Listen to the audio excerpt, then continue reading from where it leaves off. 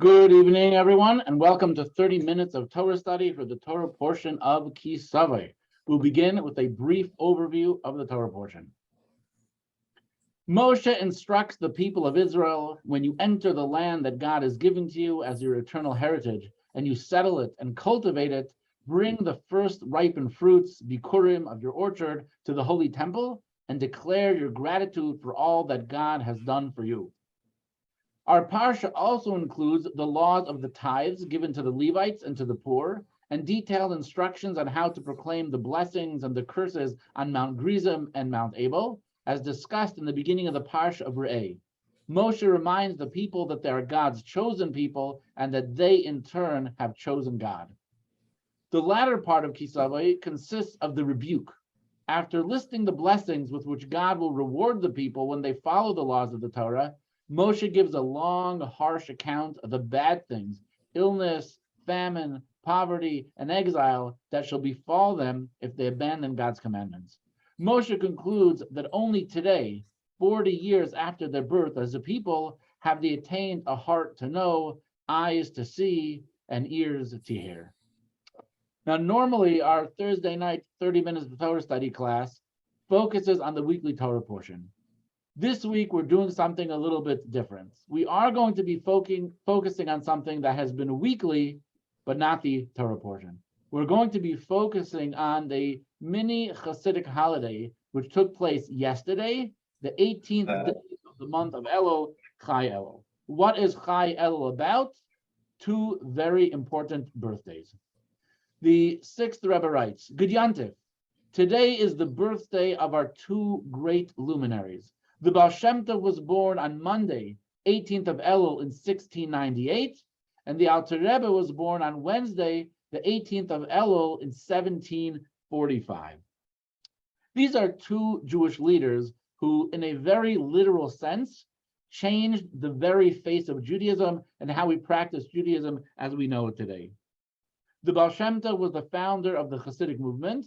Not only did it revolutionize traditional Judaism, but it has impacted all manners of expression of Judaism. Every group, every denomination, there is not a denomination that has not been impacted and affected positively by the philosophies and the ideas of the Baal Shem Tov and the Chassidic movement. It literally has impacted the entirety of Judaism and every spectrum.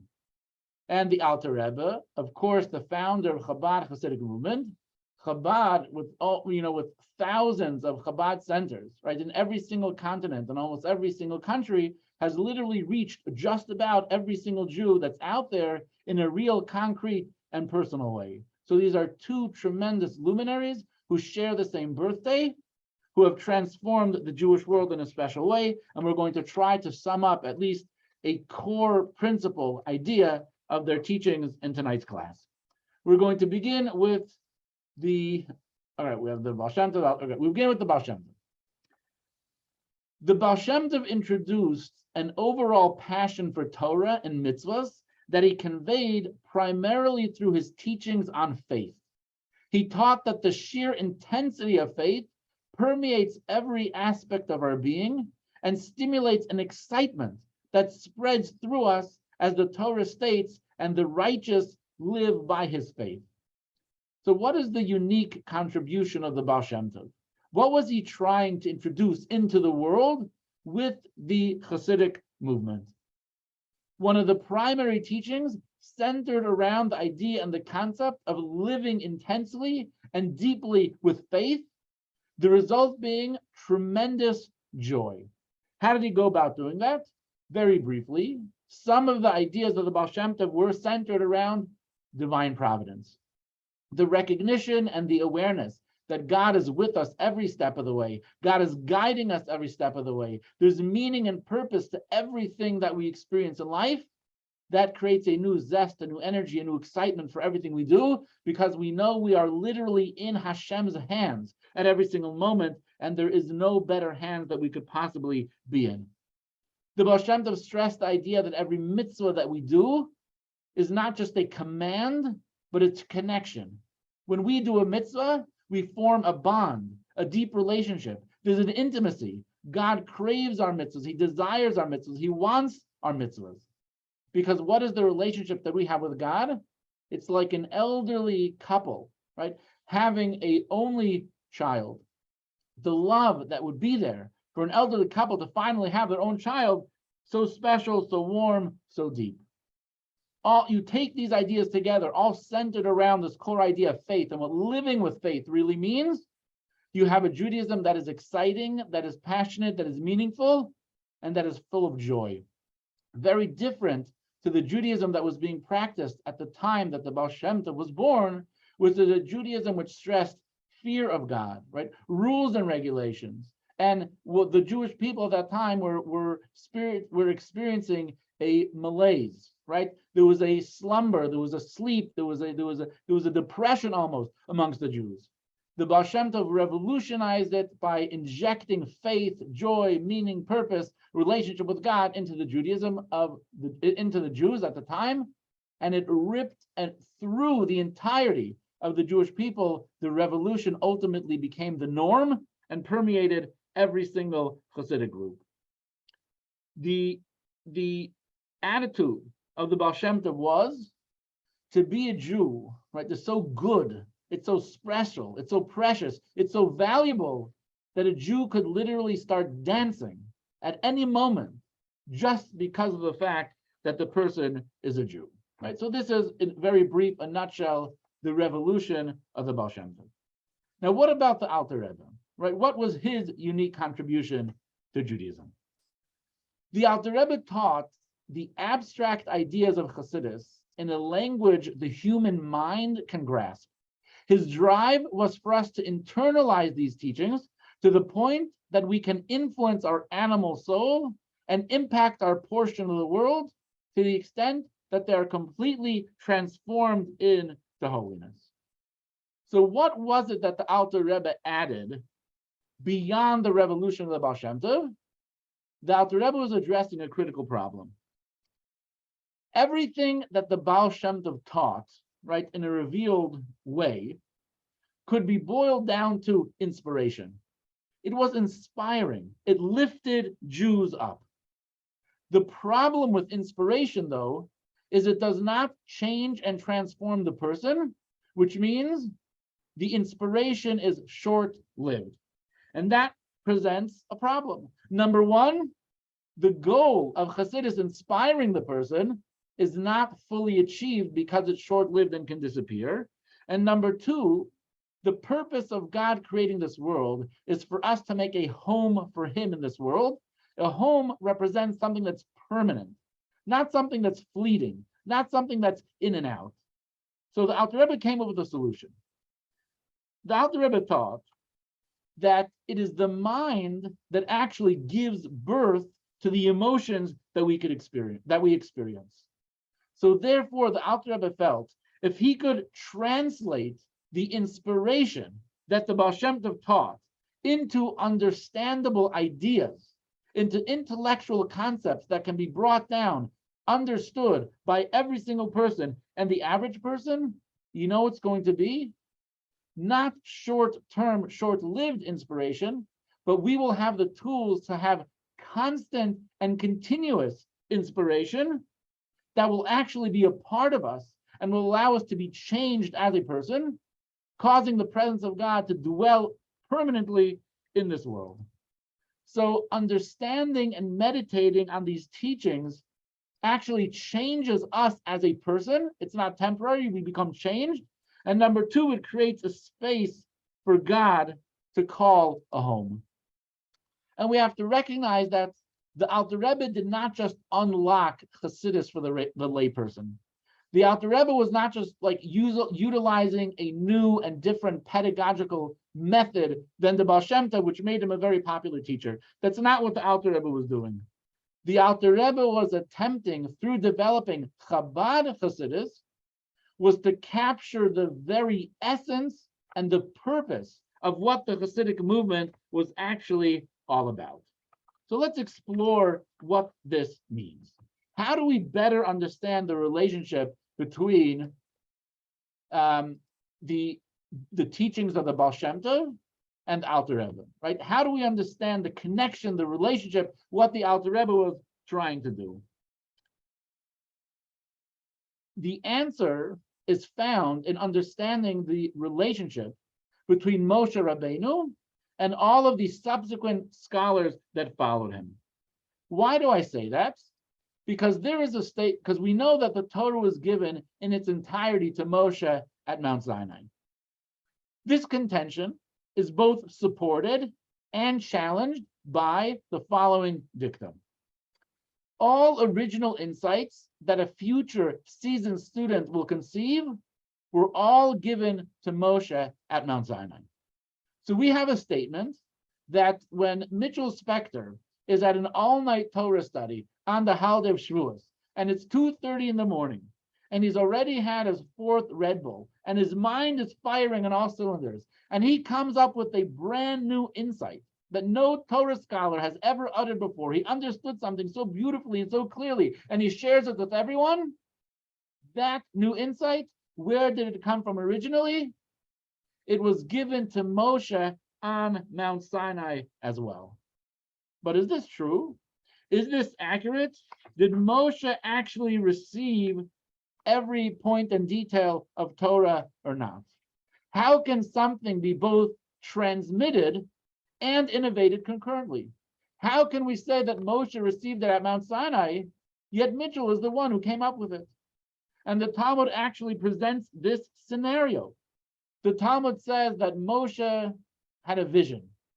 He was transported to the Talmudical Academy of Rabbi Akiva. And Rabbi Akiva was giving deep interpretations on the Torah, interpreting every crown that's on every letter of the Torah. Moshe was lost. He did not hear that. He had never heard this information before. He did not understand this information. And one of the students asked Rabbi Akiva, where did you get this information? And Rabbi Akiva said, we got it from Moshe at Mount Sinai. So how does this work? How does this work? That on the one hand, all original insights that a future seasoned student will conceive were all given to Moshe at Mount Sinai, if it seems that Moshe himself was not even aware of it. So how do we understand the relationship between the two? Another question. God gave Moshe the written Torah and the art of exegesis, or exegesis, depending how you want to pronounce it, which means we have a written Torah. God gave us an oral Torah. The oral Torah provides us the tools for Torah interpretation. We apply the rules of Torah interpretation to the written Torah, and then we are able to extract tens of thousands of laws, books upon books, volumes of laws. The most classic example, what does it say in the Torah about Shabbos? You're not allowed to do work, and you're not allowed to light a fire. Yet, through using the 13 principles of Torah interpretation, we extrapolate mounds upon mounds of laws. Why did God do it that way? Right? Why did God do it that way? Why did God give us a written Torah, and then we have to use an oral Torah to extract it out? Why didn't God just give us a big, thick, fat book that includes all the laws of Shabbos, all the laws of kosher, and so on and so forth? What is the goal? What did God gain from having a written Torah and an oral Torah? And as we're going to see in the rest of the class, it's all connected. The relationship between the written Torah and the oral Torah, the relationship between Moshe and all the rabbis that follow him, and the relationship between the Baal Shem Tov and the Alter Rebbe all follow the same principle and the same goal. So let's answer the most recent question. Why did God give us an oral Torah and a written Torah when he could have just given us the written Torah? There are many, many answers to the question. We are going to be looking at it from the Chassidic perspective. This can be compared by way of analogy to a craftsman who uses his tools to fashion new vessels, or to cut bright gemstones, or to weave intricately patterned garments. The key is that he provides for himself by his own toil and doesn't rely on others. Similarly, the insights of the oral Torah are precious because they are achieved by our own efforts. We provide for ourselves. This is more precious than the great fortune we could have received had God transmitted his supernal wisdom to us directly through the written Torah. We are like children who only come into their own when they provide for themselves with their own tools and skills and don't require the support of their parents for their wealth. So God could have given us the entirety of the Torah on a silver platter, a written Torah that include all future laws, ideas, concepts, and principles. It all could have been laid out. Why did God not do that to us? Because a very simple principle of human nature: things are much more precious, things are much more valuable to us when we worked for them ourselves. When we have some ownership claim to it, when we labored for it, it's that much more meaningful. Yes, free stuff is nice, but free stuff comes, free stuff goes. When you work for it, it is so much more satisfying. Now, that's a beautiful example, and there's a lot of truth to it, but we need to clarify this a little bit more, because Chassidus is not so happy with this understanding of the explanation. Why? Because are we really actually contributing anything? We just made the statement that why is the oral Torah so important? Because we, through our work, through our labor, through our effort, we create the oral Torah. However, what did we say earlier? We said earlier that everything was given to Moshe at Mount Sinai. Was it given to Moshe, or did we create it, or did we discover it? So we go back to the Rebbe Rashab. He writes, the teachings of the sages are derived from the written Torah as evidence from the Talmudic statements, such as everything is alluded to in the written Torah. What is your reasoning? It is in the written Torah. If so, how are the scholars' novel thoughts truly original? The written Torah is brief, and its details are fleshed out at length in the oral Torah. Yet the reality remains that these details are not original teachings, rather they are mere revelations. It's like teasing out details from a general principle. The details were all present, albeit hidden in the principle. We thus return to our original question. If the details of the oral Torah are derived from the written Torah, how can we characterize them as original thoughts attributed to the scholar? The answer is very simple. Since these details were so concealed that if the average person would open up a chumash, they would never, no matter how much time they spent, actually uncover and discover these rules, then when a rabbi actually did uncover them, did discover them, they are considered his or her original innovations. That means the ideas of the oral Torah are so hidden and so concealed within the written Torah that it's truly as if the person who discovers it absolutely from on their own, and it's like brand new ideas which they discovered themselves. What could you compare it to? We have three different metaphors. Number one, the innovation is credited to the student because it was so unknown before. Number two, like a child is attributed to his or her mother, even though within the male contribution to the birth of a child is all of the ingredients to produce a child, on its own is nothing.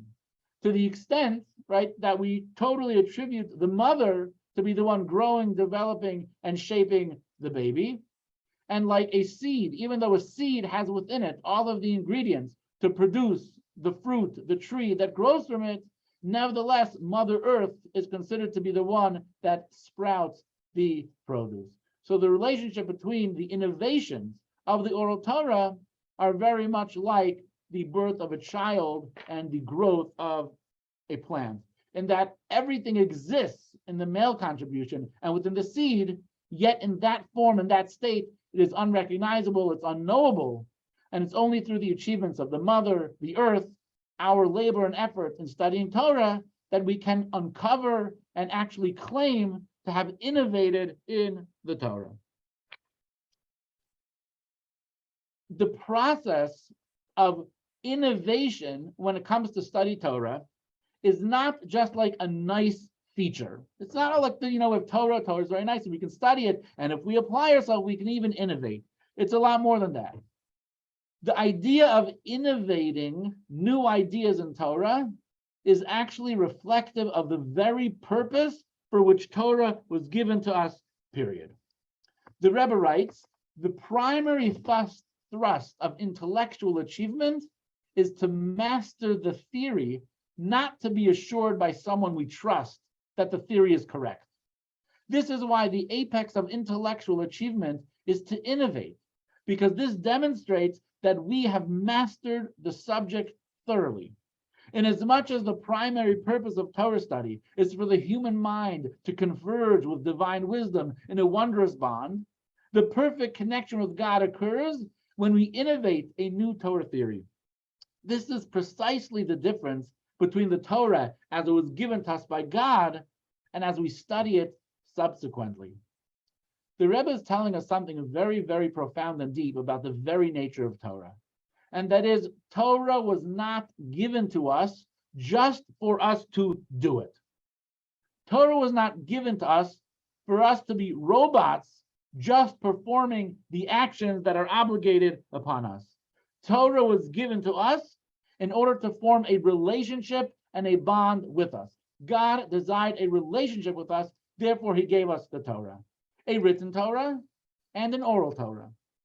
The written Torah is God reaching down to us. The oral Torah is us reaching up to God. A relationship has to be two ways. How do we know that we are fulfilling this relationship to the fullest?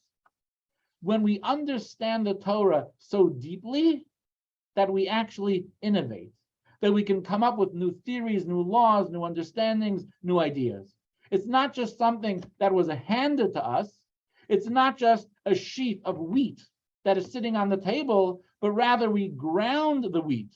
We make it into flour, we put ingredients into it, and we make a beautiful loaf of bread. We take the Torah that Hashem gave to us and don't just perform it and observe it robotically, but we invest ourselves within it, and then we ultimately are able to innovate new ideas of the Torah, and we have the two-way relationship. This is why God gave us an oral Torah. This is why God did not just include everything in the written Torah, because God did not want robots. He wanted a relationship. The oral Torah is our part, our response to God, our innovation, our contribution to the relationship, because it's a real relationship, real partners with God. Yes, it was God's initial deep desire. Therefore, our toil in Torah holds such powerful significance. The study of the oral Torah entails toil and effort, which is how we contribute our own innovations to the Torah. And by our innovation, we draw down a truly novel light of God that emerges from his essential infinite self. How do you really tap into the infinite essence of God? When we innovate in Torah, when we become so one with Torah that we can extract from it ideas, principles, philosophies, mitzvahs, right, halachas. That is how we tap into the very essence of God, because that is when we know that our relationship with him is truly one. And in doing so, we fulfill God's deepest wish for giving us the Torah. So our innovations truly touches God's essence, because that represents what God really wants. Now, with this background, we can understand Alter Rebbe's contribution to Chassidus, because Chassidus is geared to build this very relationship. Not just a relationship that's based on faith, not just a relationship that is based on inspiration, but a relationship that is based on transformation. Because what does Chabad Chassidus do by putting Chassidic ideas into understandable ideas that we can internalize in our life? It allows us to internalize godliness completely. I'll get to this in a second. It allows us to internalize godliness completely. So what does that mean? When we work and when we labor through studying Chassidus, through trying to understand something deeply, the result is we have a profound satisfaction because we own it, we worked on it, we labored it. These ideas about God, Torah, and mitzvahs, they become part of ourselves. They change us as a person. We become transformed and not just reliant on external inspiration. And number two, that fulfills the very purpose that the Torah was given, to be a home, a permanent home in this world. And we do that with our intellect and with our emotions and develop a real relationship, because a real relationship with God requires our mind and requires our heart. The mind has to be involved. Faith is not alone, because faith was given to us. Faith we inherit. We inherit our spiritual DNA from our parents, from our forefathers, from our patriarchs, and from the matriarchs. However, it is our mind, right, and it's our heart that we develop that relationship with God. By articulating Chassidus in a manner that is palatable to the various levels of human cognition, the Alter Rebbe gave us the ability and therefore the responsibility to understand and internalize Chassidus through our own efforts. When we toil to understand the internal dimensions of the Torah of Chassidus, we grow comfortable with its tenets, not just on faith, but also because we understand them. Thus, our enhanced excitement about Judaism is a product of our own making, something we achieve by our own efforts. So the Alter Rebbe empowered us to reach up to God on our own. And this was the original goal of the Baal Shem Tov's teachings, that a human's mind, heart, life can be transformed. That a human mind, right, that understands nature, the world around us, economics, and so on and so forth, can also come to really and truly understand Hashem. We can absolutely understand an infinite and transcendent being. Our mind can understand Hashem. Our hearts, which craves and lusts and desires and feels for all type of material things in this world, that heart can also crave and feel a love of God, a closeness to God, a sweetness within God. This is the essence of Chassidus. This is its essential purpose. The 18th of Elul is a day where we celebrate the birth of the Baal Shem Tov and the birth of the Alter Rebbe, the originators of the Chassidic movement in general, and the Alter Rebbe who brought down the ideas and the teachings of Chassidus to the next level and to the next stage where we could truly understand it. It could transform us as people, right? Because we labor in it, right? We have a satisfaction because we understand our Judaism. There's an ownership of our Judaism, and it results in creating a home for God in this world. So what do we have to do? Study more Chassidus. One good thing is you're at this class, which this class is always based on some ideas of Chassidus. But I have a recommendation. Every Shabbos morning, 9:15 a.m., there is a Chassidus class at the shul. And the bonus is that not only do you get to enjoy a beautiful Chassidus class every Shabbos morning at the shul, but you're on time for davening. And the best part of davening, Psukei de Zimra, no rush, no major crowd. You can daven slowly, sing the beautiful songs, and appreciate it the most. If anyone has any questions, comments, suggestions,